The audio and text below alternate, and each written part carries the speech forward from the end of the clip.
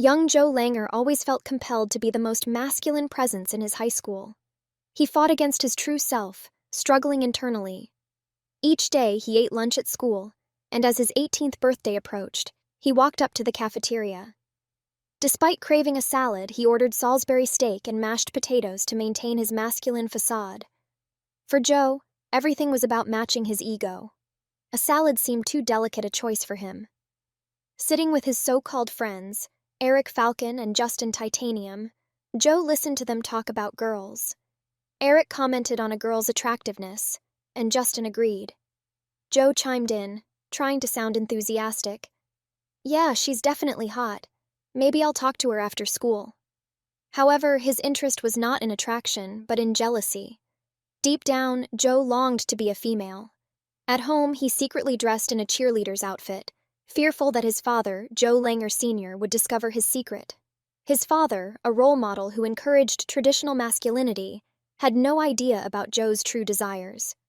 Alone at home, Joe would sometimes dress up in the cheerleader uniform and watch movies like Mean Girls.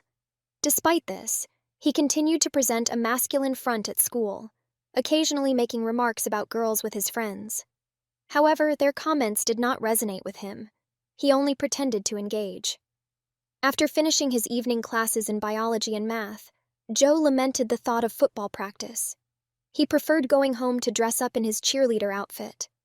Fortunately, Coach Higgins held a short practice that day. Returning home around 4:30 p.m., Joe was greeted by his mother, who asked, "How was your day, honey?" Joe shrugged. "It was fine, Mom. Just the usual stuff." That evening, Joe's family planned to attend a play, despite his father's disdain for such events. His father made a dismissive remark. "I can't believe we're going to this play. It's just not my thing." Joe found little humor in the comment. After dinner, Joe's parents dressed for the play, and he eagerly anticipated some alone time. Once they left, he dressed in the cheerleader outfit and spent the evening watching Degrassi, listening to Taylor Swift and dancing. However, his solitude was interrupted when he saw his parents' car returning. He hastily changed back into his clothes and went downstairs. The question lingered. Did they see him in the cheerleader outfit? He greeted his mother and father at the door. His dad, still in a bad mood from the play, grumbled, "We could have watched an action movie instead." Joe replied cautiously, "Maybe next time, Dad." His dad then asked, "You've got a big game on Saturday, right? Why aren't you in bed yet?" Joe was relieved they hadn't seen what had happened, but realized he needed to be more careful in hiding his secret. Several days went by, and he was at the mall with his friends. They kept on talking about the usual stuff. Then his friends had an idea to go to a local store for 21 and over and try to pick up some girls. Joe, Eric, and Justin went to the store.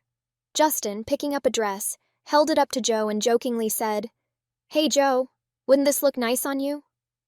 Joe, caught off guard, replied while pushing it back, "I think it's more your style, Justin." But inside, he was wondering if he liked it, if he wanted it. Oh my God, he did want it. They didn't know what to do. He just left the store, telling his friends he had a call. He had confusion and emotions, looking at all the girls' clothes. Did he want to be one? He did, but how could he ever do that? He was tall, broad-shouldered, and masculine. He could never be one of these things. He could never be a girl. Then Joe put his hand in his pocket, pretending to answer a phone call. "Hello, Mom? Yeah, I'll come home," he said and left. But he didn't go home. He went to the library, waited about 3 hours until he knew his friends would leave, and went back to the same clothes store. He walked in and walked up to one of the store associates. He told her he had a girlfriend, a little big, and asked if she had any dresses in his size, but he didn't ask directly. He asked as if his girlfriend was his size. He bought the dress and kept telling the associate it was for his girlfriend. Then he got home around 4:30. He opened the door, and his dad was on the couch. Tim didn't know what to do. His dad usually came home around 5:30. "Is that something from the mall? What did you get?" his dad asked, looking at the bag. Joe was nervous. He didn't want him to see the dress in his bag.